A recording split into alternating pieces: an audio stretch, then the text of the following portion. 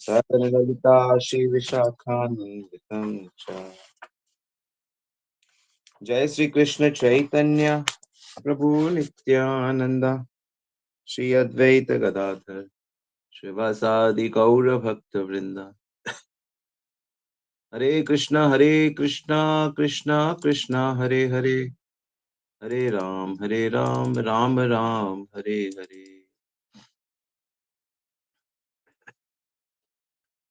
हरे कृष्णा, सभी का बहुत बहुत स्वागत है नित्य श्रवण की कथा में।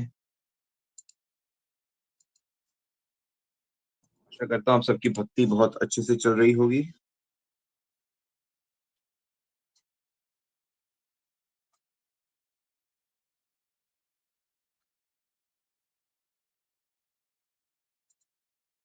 तो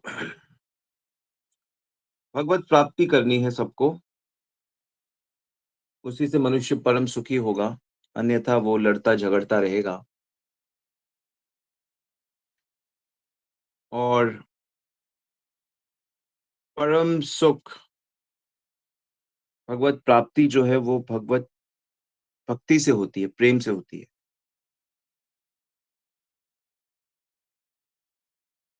प्रेम से भगवान की प्राप्ति होती है। ये सिद्धांत हम लोग जान गए हैं, इस सिद्धांत पे हम लोग चल रहे हैं। अब इस सिद्धांत पे ठीक से चलना है हमें।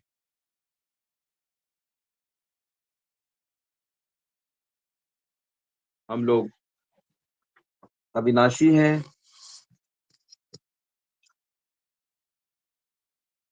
कभी हमारा नाश नहीं होता। तो चलो जल्दी से जल्दी भगवान को प्राप्त करते हैं और अपनी यात्रा को पूरा करते हैं। मनुष्य यात्रा करता है कि भाई उसकी यात्रा के लक्ष्य तक पहुंचे। कई लोग कहते हैं नहीं, यात्रा ही जीवन है। हमेशा यात्रा करते रहो। नहीं, हर चीज हम एक लक्ष्य के लिए करते हैं। इस जीवन की यात्रा मृत्यु तक थोड़ी है। मृत्यु तो देह परिवर्तन है। तो भगवत प्राप्ति कैसे होती है? तो एक तरीका तो भगवान ने बताया कि यदि अ, जिस समय तुम्हारा शरीर छूट रहा होता है, उस समय यदि तुम मुझे याद करोगे, अंत काले च मामेवं स्मरण मुक्त्वा कलेवरम, यत् प्रयाति समद्भावा याति नास्त्यत संशया। अंत समय में यदि तुम मुझे याद करोगे तो तुम मुझे प्राप्त करोगे।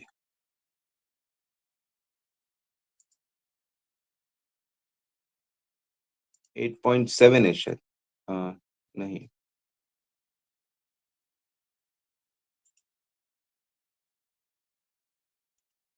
8.5। अंत काले च मामेवं स्मरण मुक्त्वा कलेवरम, यह प्रयाति समद्भावा याति नास्त्यत संशय। कि हे अर्जुन, यदि शरीर को छोड़ते हुए कोई मनुष्य मुझे याद करता है तो अवश्य उसे मेरी प्राप्ति होगी। इसमें जरा भी संशय, यात्री नास्त्रय असंशय, इसमें जरा भी संशय नहीं है।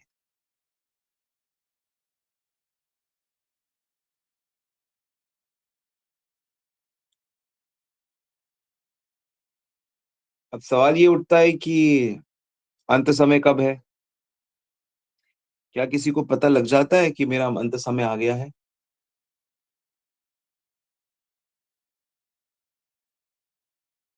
अंत समय की कोई गारंटी नहीं होती। और अंत समय में भगवान को याद करना कोई कोई कोई तरकीब नहीं है।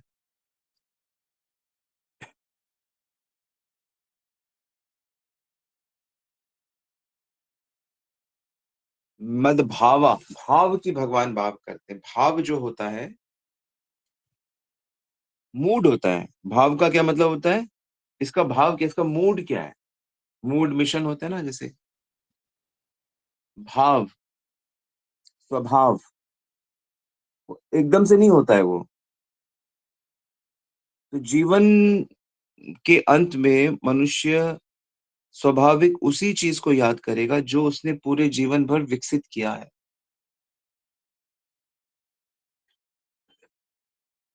जो जीवन भर उसने विकसित किया है, वही तो उसको एंड में याद आएगा। यही तो सिद्धांत है।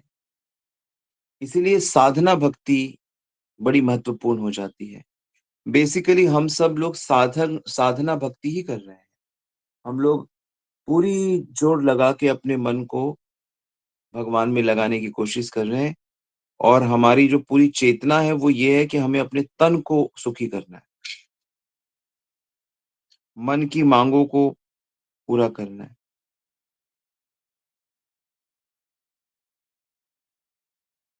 लेकिन कुल मिला के हमें अपने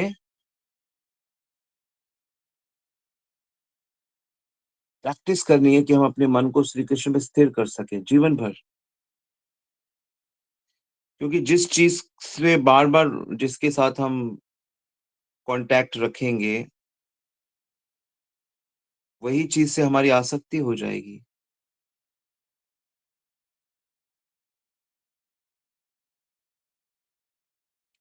और स्वाभाविक हम उसी चीज़ को याद करेंगे। तो ध्यान दो, भगवान ये नहीं कह रहे हैं कि भई तुम कुछ भी करो और जीवन के अंत में मुझे याद करके मेरी प्राप्ति कर लो, ये संभव नहीं है। तो बेसिकली भगवान घुमा-फिरा के यही बात कह रहे हैं कि देखो तुम्हें जीवन भर मेरे में मन लगाने की कोशिश करनी पड़ेगी।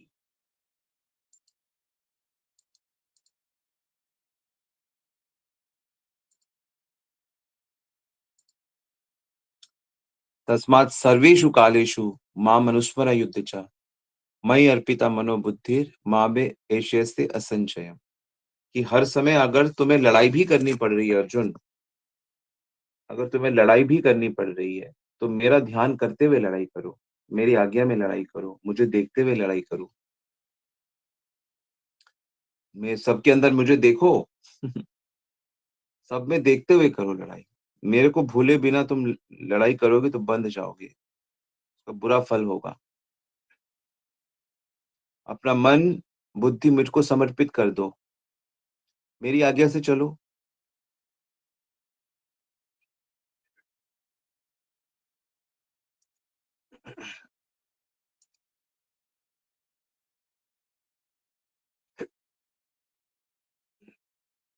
तो कृष्ण को याद रखना, कृष्ण का स्मरण करना, ये चुपचाप बैठकर नहीं होगा। उसके लिए हमको क्रियाएँ करनी होंगी, भक्तिमय कर्म करने होंगे। इनफैक्ट भगवान को याद करने की जो प्रैक्टिस है, वो हमको अपने कर्तव्य, जो हमारे वर्णाश्रम धर्म में जो हमें कर्तव्य मिले हुए हैं, उसके साथ-साथ हमको ये करना है। वर्णाश्रम धर्म समझते हैं ना आप लोग? वर्ण मतलब जैसे कि जो काम आप करते हैं, कोई टीचर है, कोई बिज़नेसमैन है, कोई पॉलिटिक्स में है, पुलिस में है, फौज में है, कोई ऐसे नौकरी कर रहा है। तो अलग-अलग ब्राह्मण, क्षत्रिय, वैश्य, शूद्र 4 प्रकार के वर्ण होते हैं। वो नेचर ऑफ वर्क होता है। वो सारा सबको करते हुए, और फिर घर में भी रहते हो, घर घर में रहते हो, या तो घर में रहते हो, या तो आप मैरिड हो, या तो ब्रह्मचारी हो, या तो सन्यासी हो, या तो वानप्रस्थी हो, रिटायर्ड हो। कुछ ना कुछ तो हो, कुछ ना कुछ तो करते हो। तो इस इन दोनों के मिला-जुला के इसका ड्यूटीज़ होता है, कर्तव्य होता है। तो भगवान कह रहे हैं कि ड्यूटीज़ के कर्तव्यों के साथ-साथ मन को भी मुझ में लगाने की कोशिश करो।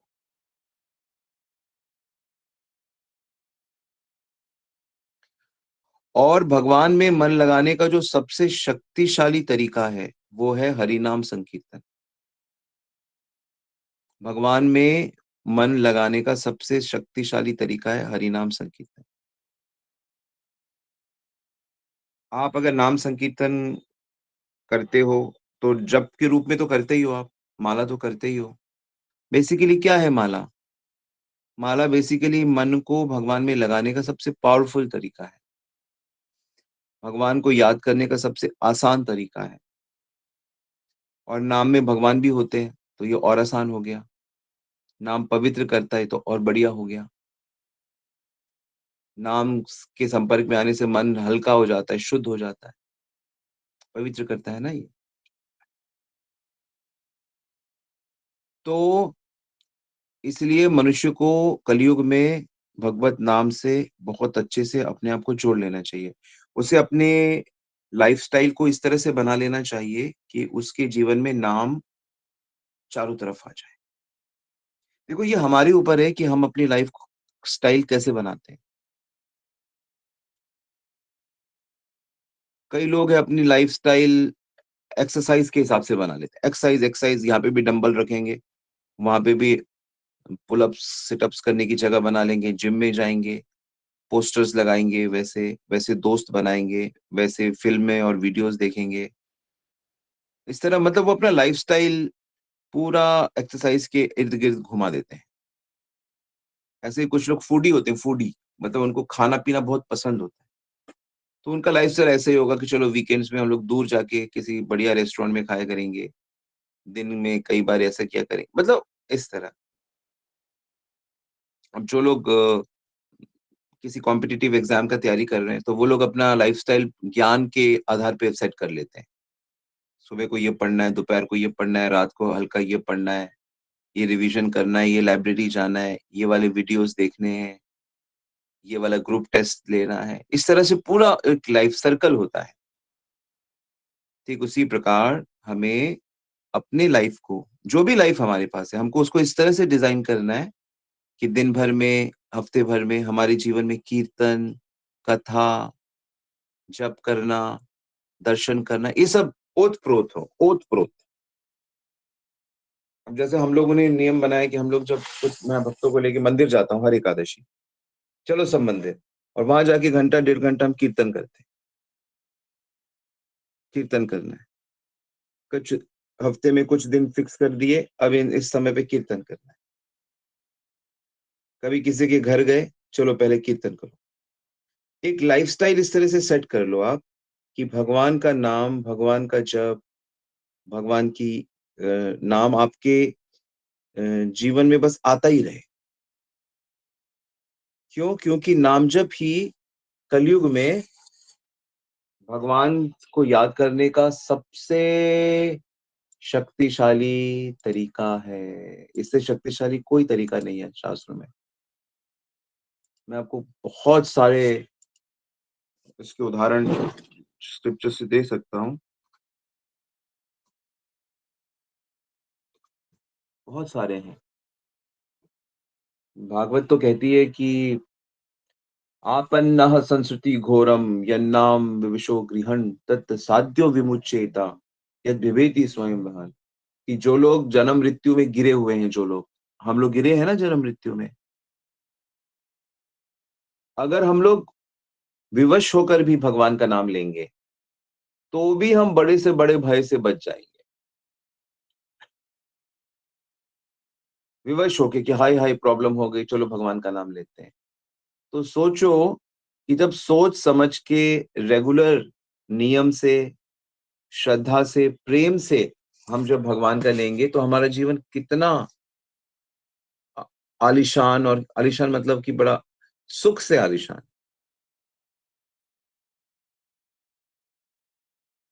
भगवान का नाम भी उतना ही शक्तिशाली है जितना भगवान है, उनसे अलग थोड़ी है। भगवान के नाम से भी हमको वही लाभ मिलेगा जो भगवान हमसे आके मिले और हमें फ़ेवर करें।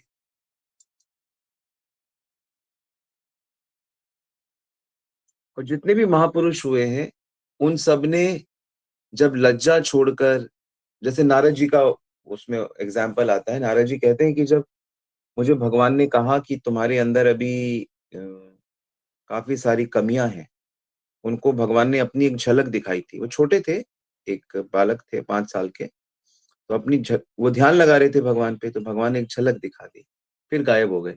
फिर वो छटपटाने लगे। तो भगवान ने कहा देखो अभी जो तुम्हारा हृदय है ना, उसमें बहुत वासनाएँ छुपी हैं। तुम बच्चे ज़रूर हो, लेकिन भोग वासनाएँ बीज रूप में हैं तुम्हारे। सबके हैं, तभी तो जन्म लेते हैं हम। मनुष्य लोग जन्म क्यों ले रहे हैं बार-बार भौतिक जगत में? क्योंकि उनकी भौतिक वासनाएँ हैं। भौतिक वासना क्या होती है? यही होती है, खाने की वासना, लड़ने की वासना, स्त्री के साथ रहने की वासना, संतान के साथ रहने की वासना, तरह-तरह की कुछ बड़ा करने की वासना, जीतने की वासना, ऐसे सब बहुत-बहुत वासनाएँ होती हैं, इच्छाएँ होती हैं। देखने की, सुनने की, गाने की, बोलने की, प्रभावशाली बनने की, नाचने की, सब वासनाएँ हैं, तरह-तरह की। किसी की अच्छी वासनाएँ हैं, किसी की गंदी वासनाएँ हैं। तो अच्छी गंदी चाहे जो भी है वो प्रकृति उसको पूरा करती रहती है। तो भगवान नारद से कहते हैं देखो नारद, इस वासनाओं के कारण मैं तुम्हें अभी और दर्शन नहीं दे सकता। हाँ, लेकिन अगर तुम मेरा नाम जपोगे, मेरा कीर्तन करोगे, मेरी भक्ति करोगे तो उससे तुम्हारा जो हृदय है, वो सांसारिक वासनाओं से मुक्त हो जाएगा। क्या हो जाएगा? उससे जो तुम्हारा हृदय है, वो सांसारिक वासनाओं से क्या हो जाएगा? मुक्त हो जाएगा। मत्कामा शनके साधु सर्वान् मुच्यन्ते हृच्छया। मुझे प्राप्त करना चाहते हो, तो अपने हृदय को शुद्ध कर लो, गंदी वासनाएँ छोड़ दो। कैसे छूटेंगी? भगवान का नाम लेकर। तो नारद जी कहते हैं फिर मैंने क्या डिसाइड किया कि मैं भगवान का नाम लेने में आलस नहीं करूँगा। मैं भगवान का नाम लेने में लज्जा नहीं करूँगा। मैं भगवान के नाम लेने में कोई नागा नहीं करूँगा। निरंतर करूँगा, कोई लज्जा नहीं करूँगा, कोई आलस नहीं करूँगा, कोई फ़ॉर्मेलिटी मैं इसमें नहीं रखूँगा। सदा भगवान का नाम लेता रहूँगा, लेता रहूँगा। तो नारद जी ने बस वो जो भगवान ने आज्ञा दी, वो 5 साल से शुरू करके सदा भगवान का सर्वत्र जहाँ भी जाते थे भगवान का नाम लेते रहते और यही एक सिंसियर भक्त की निशानी है। नारद मुनि के उदाहरण से पता है सिंसियर भक्त क्या होता है। अगर किसी का दीक्षा हो गया, दीक्षा गुरु ने उसको स्वीकार कर लिया, उसको हरि नाम माला प्रदान करी, तुलसी की माला प्रदान करी, उसको मंत्र दिया, उसको नाम दिया, तो उसको भगवान के नाम को बहुत सीरियसली लेना चाहिए। सदा भगवान का नाम जपते रहना चाहिए और भगवान का गुणगान करते रहना चाहिए। और इसलिए नहीं करना चाहिए कि इसके बदले में मुझे कोई सांसारिक उपलब्धि मिले, मेरी सब वाहवाही करें, मेरे मेरे चरणों में आके बैठ के मेरे शिष्य बने या मुझे लिफ़ाफ़े दें, मुझे बहुत बढ़िया-बढ़िया खिलाएँ और मुझे सजाएँ और मेरी तारीफ़ करें। नहीं, भगवान मेरा आपके प्रति समर्पण हो जाए।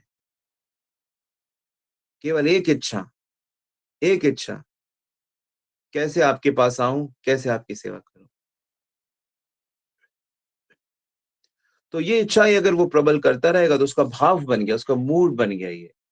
तो आप कई बार सोचोगे कि मैं प्रगति कर रहा हूँ, कि कर रही हूँ, कि नहीं कर रही, लेकिन वास्तविक जो प्रगति है, वो है कि आपका जो भाव है, वो भगवतीय बनता जा रहा है, मूड बनता जा रहा है। आप भगवान की तरफ होते जा रहे हो। देखो ना, पहले कैसे थे आप? आई एम श्योर आप में से बहुतों का ऐसा अनुभव होगा।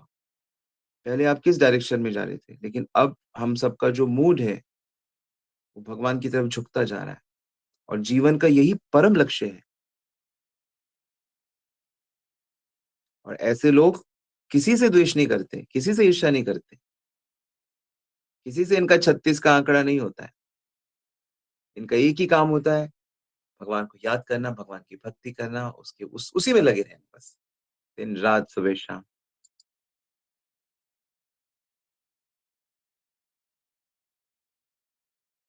और भगवान कहते भी हैं इस बात को, क्या भक्त्या वेश्या मनो यस्मिन् वाचा यन्नाम कीर्तयन् त्यजन् कलेवरम योगी मुच्यन्ते काम कर्म भी। कि जो ध्यान से, जो श्रद्धा से मेरा नाम जप करता है, तो मैं उनके मन में प्रकट हो जाता हूँ। उनके जप से, उनके इससे और उनको सारे कर्म बंधनों से मुक्त कर देता हूँ।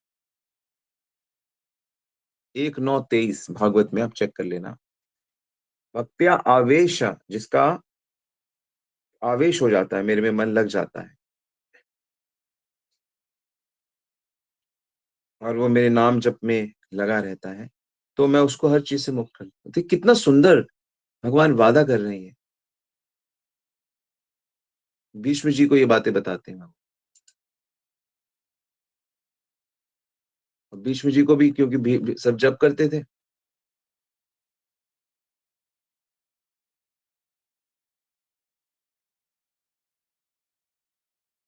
तो अगर मुझसे कोई पूछे कि प्रभु जी आपके हिसाब से सबसे भाग्यशाली कौन? तो मैं कहूँगा सबसे भाग्यशाली वही व्यक्ति है जिसने गुरु के अंडर में रह के हरि नाम को अपना लाइफ एंड सोल बना लिया।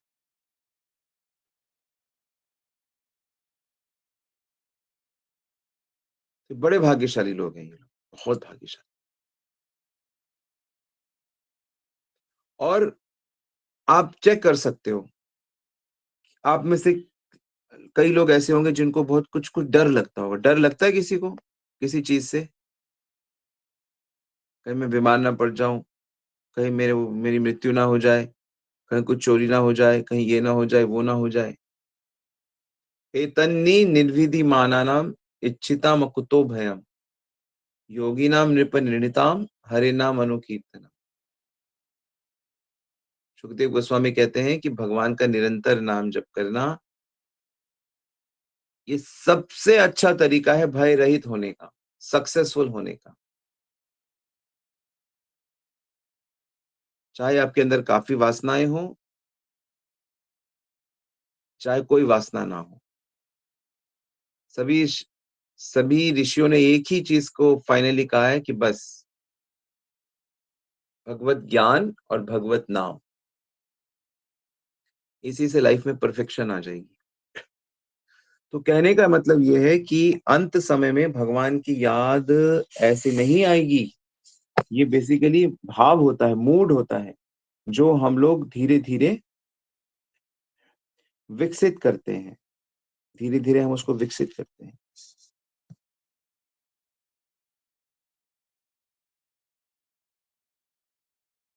तो सिद्धांत क्या है कि भक्ति योग के माध्यम से मन को भगवान में, भगवान के गुणों में, दिव्य गुणों में यदि हम फिक्स कर देंगे अंत समय पे, तो हम भगवत प्राप्ति कर लेंगे। भगवान में क्यों? किसी और में क्यों नहीं? कृष्ण में क्यों? किसी और में क्यों नहीं? क्योंकि कृष्ण परम है, वो दिव्य पर्सनैलिटी है और उनकी जो क्वालिटीज़ हैं वो हवा में नहीं है, हवा में, वो एक दिव्य व्यक्तित्व है।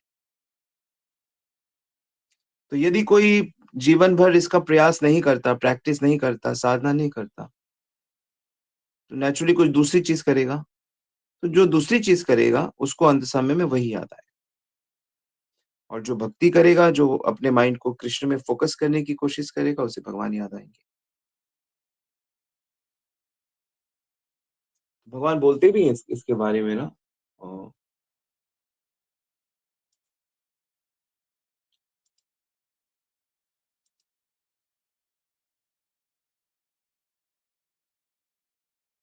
अ, प्रयाण काले मनसा चलेन, भक्त्या युक्तो योग बलेन चैव।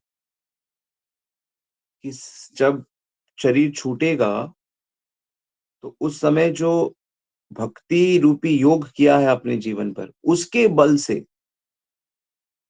भक्ति साधना भक्ति का जो बल आपने इकट्ठा किया है, भक्त्या युक्तो योग बलेन चैव भ्रमोर मध्ये प्राणम वेश सम्यक सतः परम पुरुष में पेति दिव्यम।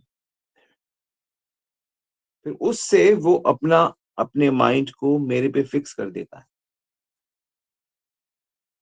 तो अगर साधना करी नहीं, भक्ति करी नहीं, कहाँ से मन भगवान में फिक्स होगा? दूसरी योनि में जाना पड़ेगा। नोट किया ये पॉइंट सबने?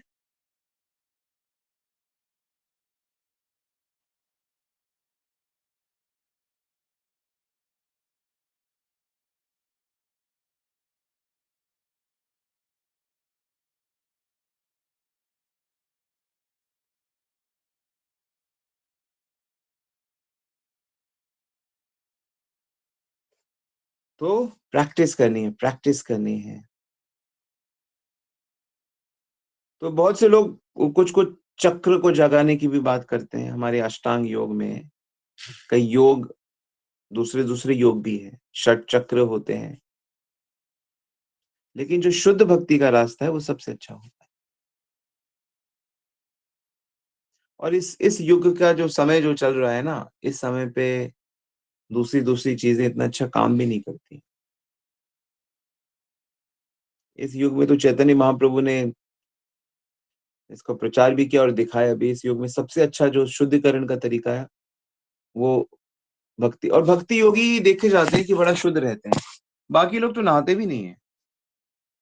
बाकी लोग तो बुरी आदत से छूट नहीं पाते। स्त्री उससे भोगों से दूर नहीं रह पाते। कदाचित रहते भी तो कोई दूसरी-दूसरी चीज़ों में फँस जाते हैं। बड़े ड्राई से हो जाते हैं। और भक्ति तो इतनी सुंदर है कि उसको कोई भी कर सकता है। नहीं तो दूसरे-दूसरे योग करने के लिए शरीर की बड़ी ताकत चाहिए। घर भी छोड़ना पड़ता है। बड़ा मुश्किल है दूसरा-दूसरा योग। बद्रीनाथ जाओ, वहाँ जाके तपस्या करो, कुटिया में रहो, गुफाओं में रहो। कई साधु करते हैं ट्राई, लेकिन शास्त्र कहता है कि नहीं, आप बस भगवान में मन भक्ति योग के माध्यम से लगाओ। और शुद्ध भक्ति करने से क्या होता है? भगवान की कृपा मिलती है। भगवान की कृपा मिलने से मनुष्य भगवत धाम पहुँच जाता है।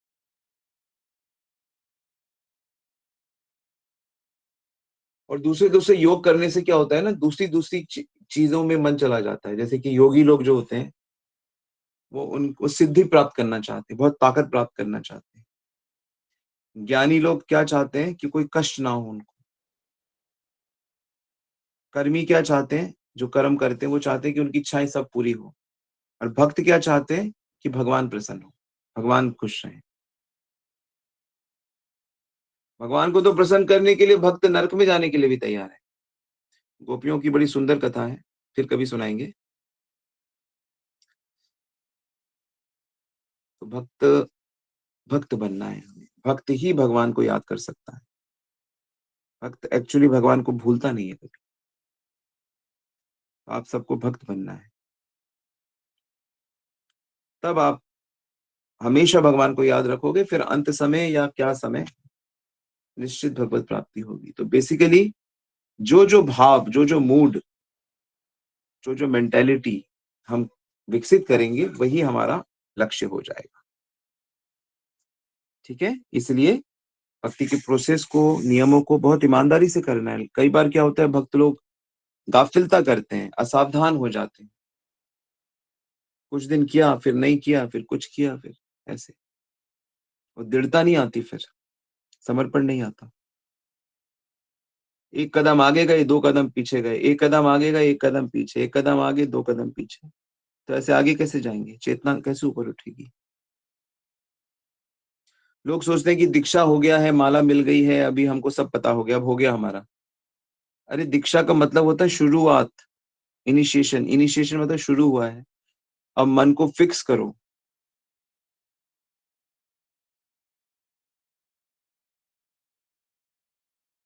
और मैंने आपको बताया कि जब हमेशा मन प्रसन्न है, इसका मतलब भक्ति अच्छी हो रही है। जब हर चीज़ को भगवान का प्रसाद देखने लगोगे, इसका मतलब भक्ति अच्छी हो रही है। जब कोई डर नहीं लगेगा, कोई चिंता नहीं होगा, इसका मतलब भक्ति अच्छी हो रही है। जब सर्वत्र भगवान के दर्शन होंगे, सब में भगवान के दर्शन होंगे, इसका मतलब भक्ति अच्छी हो रही है, भगवान बहुत प्रसन्न है आपसे, गुरु बहुत प्रसन्न है आपसे। इस तरह से। ओके?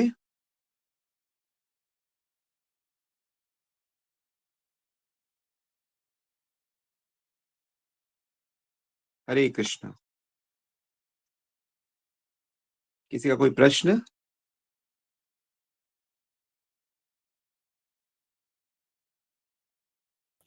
हरे कृष्ण प्रभु जी, दंडवत प्रणाम। हरि बोल। प्रभु जी, मेरा प्रश्न ये है कि जैसे कभी-कभी ऐसा होता है कि जैसे बच्चे कुछ बोलते हैं और हम उसको मतलब ज़्यादा उसमें नहीं लेते हैं। जैसे कि बच्चे पढ़ नहीं रही हैं मान लीजिए, है ना? पढ़ाई उतने ढंग से नहीं कर रहे हैं, तो हम उनको 1-2 बार कह के देखते हैं। उसके बाद फिर ज़्यादा स्ट्रिक्टली उनको नहीं डाँटते हैं कि अभी भई बड़ा हो गया बच्चा तो खुद से समझ के करेगा ऐसा करके। तो ये जो चीज़ है वो हम बच्चों को इग्नोर कर रहे हैं, ये है कि हम जो भी हो रहा है उसको ठीक से ले रहे हैं, ये है मतलब। कभी-कभी मैं दोनों को शायद मिक्स कर देती हूँ, मैं फिर खुद भी कन्फ्यूज़ हो जाती हूँ कि क्या मैं अपनी ज़िम्मेदारियाँ ठीक से निभा रही हूँ, ऐसा करके। अलग-अलग श्लोक अलग-अलग फ्लोक के लिए होते हैं। अलग-अलग तरीके से अलग-अलग को समझाया जाता है। कइयों को डाँट के समझाया जाता है, बच्चे बड़े हो जाएँ तो उनको प्यार से समझाया जाता हाँ, है ना? बच्चे हो गए हैं प्रभु जी। उनके स्वभाव को देखते हुए उन्हें समझाना पड़ता है। आप नहीं समझा सकते, तो जो समझा सकता है उसकी मदद लो। कोई आपकी सहेली समझा दे, कोई दूसरे कोई प्रभु जी समझा दें, कोई टीचर समझा दे, जिस पे उनकी श वैसे तो समझाया समझाया उसको जाता है, जब उसकी उस पे श्रद्धा होती है। जी, जी। मैं भी आपको तभी समझा सकता हूँ, जब आप मेरे पे श्रद्धा करो। कोई भी गुरुजी बिना श्रद्धा के आपको समझा नहीं सकता। कथा सुनने से समझ नहीं आता। सुनने से श्रद्धा बनती है, श्रद्धा से फिर समझ आता है, विश्वास होता है। इसीलिए ईमानदार रहोगे, सच्चे रहोगे तो दूसरों की आप पे श्रद्धा होगी, उनका भी कल्याण हो जाएगा। तो इस तरह से उनकी श्रद्धा को देखते हुए, जिन पे श्रद्धा है उनसे उनसे उनसे वो करवाइए, बुलवाइए, उनसे रिक्वेस्ट करिए या अपने तरीके से देखो यदि ये मतलब तरीका है। मतलब कभी-कभी ऐसा लगता है प्रभु जी कि शायद बच्चों को मैं उतना समय नहीं दे पा रही।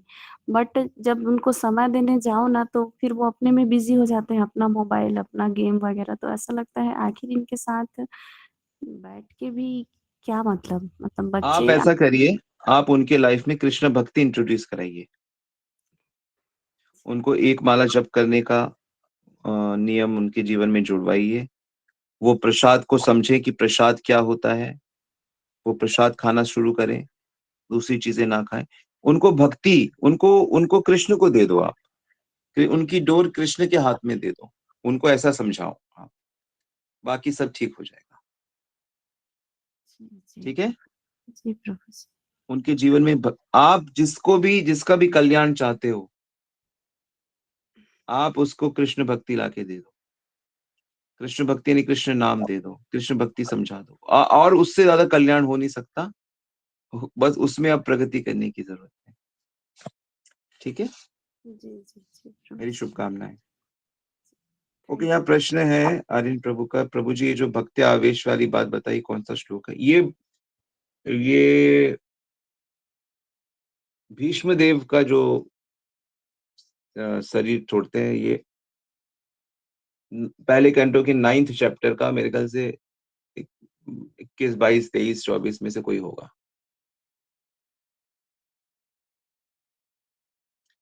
भक्त्यावेशमनो यस्मिन् वाचा यन्नाम कीर्तयेत्।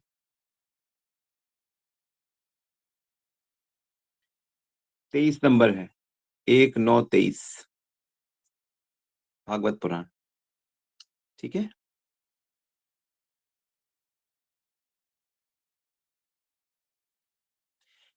सुमन माधव जी का प्रश्न है, जैसे काम करते समय हरे कृष्ण मंत्र जाप चलता है तो हाँ, बिल्कुल कर सकते हैं, बिल्कुल गा सकते हैं, जप सकते हैं, क्यों नहीं?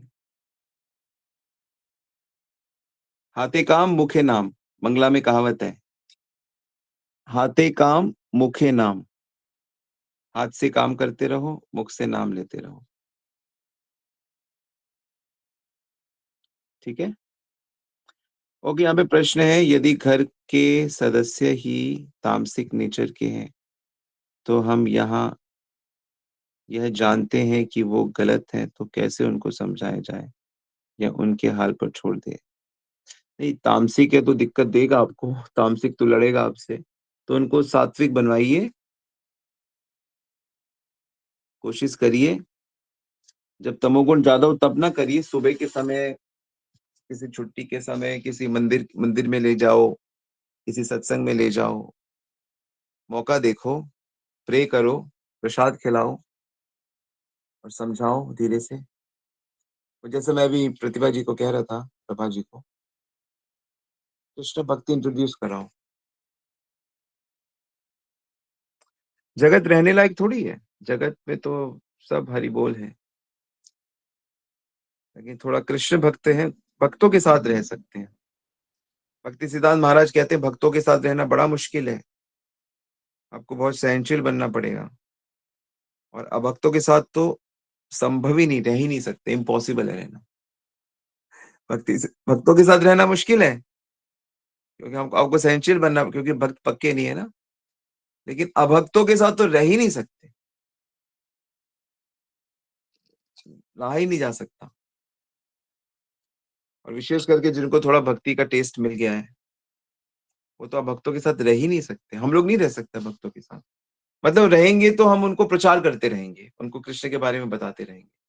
हम जो अभक्तों से मिलते भी हैं, कई तो संसार में सब भक्त तो है नहीं, कम ही लोग भक्त हैं।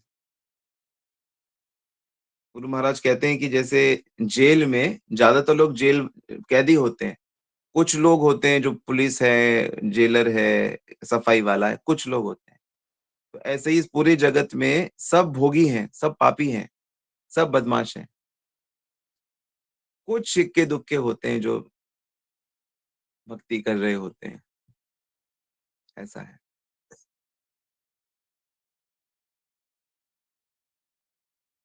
ठीक है।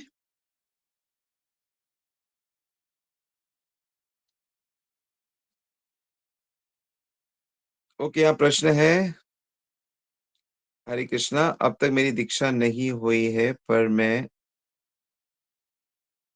समस्या कि मुझे ये समझ नहीं आता कि मैं किसे अपना गुरु बनाऊं। प्रभु जी, हमारे इस्कॉन टेम्पल एक पर्टिकुलर गुरु के अंडर में नहीं है, इसलिए और परेशानी होती है।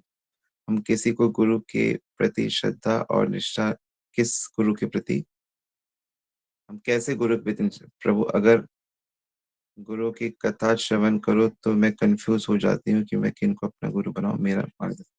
आप अच्छे से साधना करो, भगवान अपने आप आपको ऐसे पर्सनालिटी से मिला देंगे, चिंता मत करो आप। आपको नहीं बनाना गुरु, गुरु आपको ढूंढ लेगा, भगवान आपको मिला देंगे। जब आपस में मिलोगे तो आपका वो समर्पण अपने आप हो जाएगा। बिल्कुल चिंता मत करो, अभी साधना करो, ये जो साधना हो रही है ये सब उन्हीं तक ले जाएगी। ठीक है।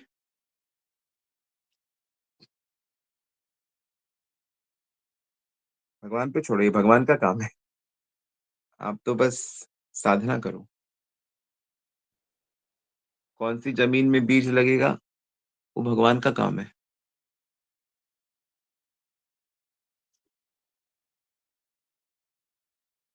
ऑल राइट, हम लोग यही रुकते हैं आज। Thank you very much. शिला प्रभुपाद की जय, गुरु महाराज की जय, आप सब भक्तवृंद की जय। कोट प्रेमानंदी हरि हरि।